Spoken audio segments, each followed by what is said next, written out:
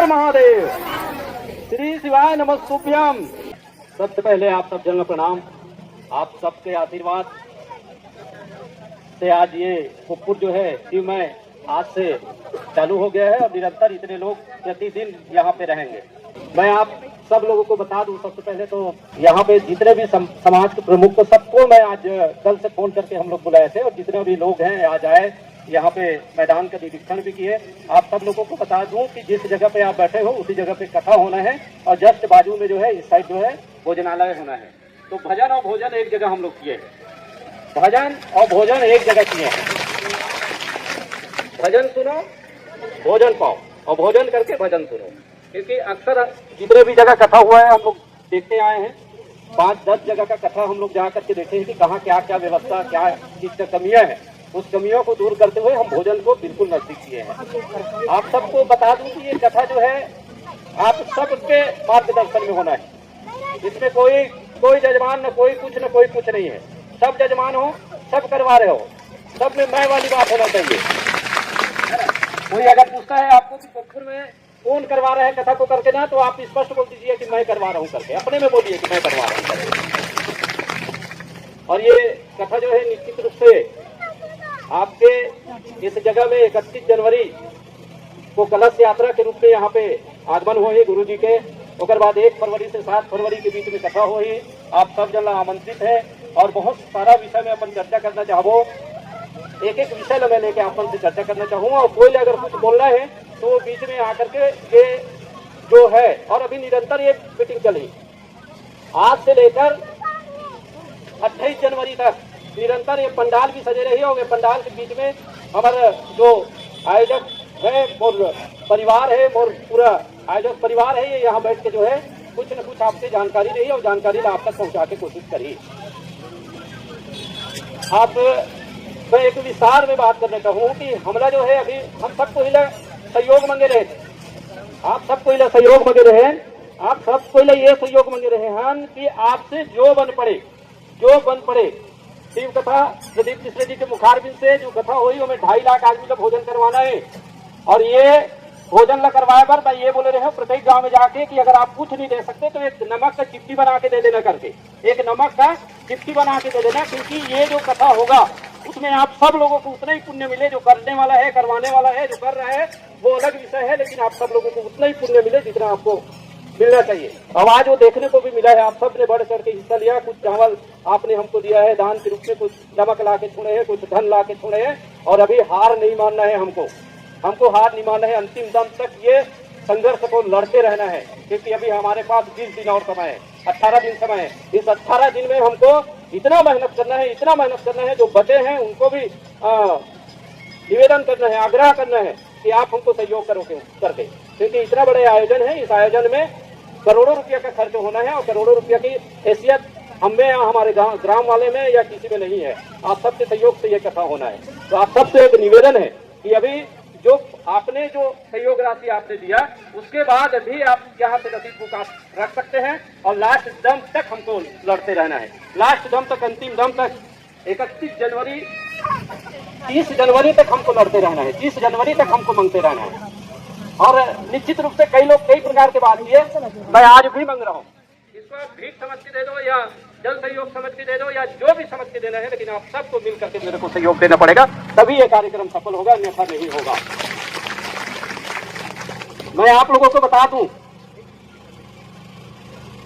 महाराष्ट्र की कथा में जब गुरुजी अपने मुखारबिंद से कुक्कुर कांकेर का नाम वाचन किया है, तब से आप लोगों को विश्वास भी हुआ है ना? नहीं तो विश्वास भी नहीं हो रहा था कि बस्तर जैसे संभाग में इतना बड़े आयोजन होगा करके। जब से गुरुजी बोलना चालू किए तब थोड़ा सा आप लोगों में एनर्जी बढ़ा है। अब आज से आप लोगों को 18 दिन फुल एनर्जी के साथ मेहनत करना पड़ेगा, तब कहीं जाके ये कथा में।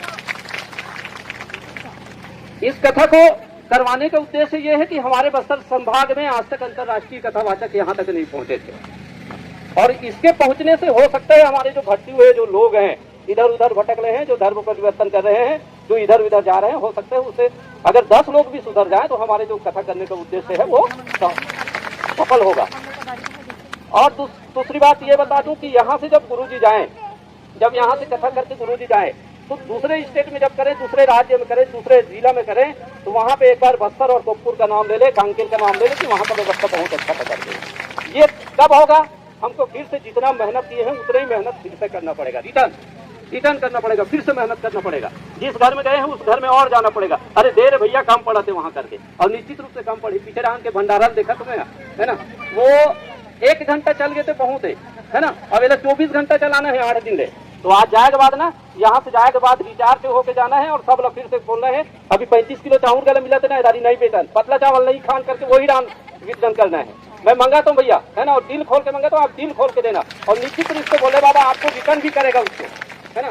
दिलीप मिश्रा जी बोलते हैं कि आप 3 महीना इंतजार करो सीहोर आने के बाद, बोलते हैं। मेरा अनुभव है कि आप सीहोर जाकर के आ जाइए, या किसी कथा पंडाल से आप चले जाइए, 3 दिन में आपको रिटर्न मिलेगा।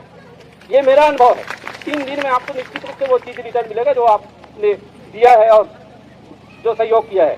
तो हमको सबको ये सहयोग करना है। बाकी बहुत सारे विषय में चर्चा भी करेंगे। कलश यात्रा भी करना है। कलश यात्रा में कैसे करेंगे? हमारे चारामा से जो लोग आए हैं भैया देवांगन जी, उनके सानिध्य में, उनके पूरे टीम के साथ बोलबम सेवा समिति, उनके लिए एक बार जोरदार मैं ताली बजवाना चाहूंगा। उनकी जो मेहनत है, निश्चित रूप से मैं कहूंगा भैया को, आपको प्रणाम है भैया, और ऐसी मेहनत अगर हम करें तो निश्चित रूप से बड़ा से बड़ा काम भी कर लेंगे, ऐसा उम्मीद है। आपकी टीम को बहुत बहुत बधाई। उनके द्वारा हमारे बस्तर के प्रवेश द्वार कहाँ पे है? चारामा। तो सबसे पहले चारामा के प्रवेश द्वार पे भव्य स्वागत की तैयारी उन लोगों ने कर रखा है, और अपने से कर रखा है। कोई मेरे द्वारा सहयोग या किसी के द्वारा सहयोग नहीं किया जा रहा है, अपने से उन लोग सहयोग कर रहे हैं। फूलों का वर्षा किया जाएगा वहाँ पे। वहाँ से 5000 बाइक रैली लेकर के आने वाले थे, लेकिन बाइक रैली को हमारे द्वारा कैंसिल किया गया है, क्योंकि अगर बाइक से आएंगे तो गुरु जी को आने में विलम्ब हो जाएगा करके। उसके पश्चात हमारे जो गुरुजी आएंगे वहाँ पे स्वागत के पश्चात जो है शहर भ्रमण करेंगे। शहर में किसी प्रकार के कहीं पर भी स्टॉल या ये सब नहीं लगेगा। एक बार शहर को घूम करके बाईपास रोड कोड़ेजुंगा चौक से कथा स्थल तक कलश यात्रा होगा। कलश यात्रा में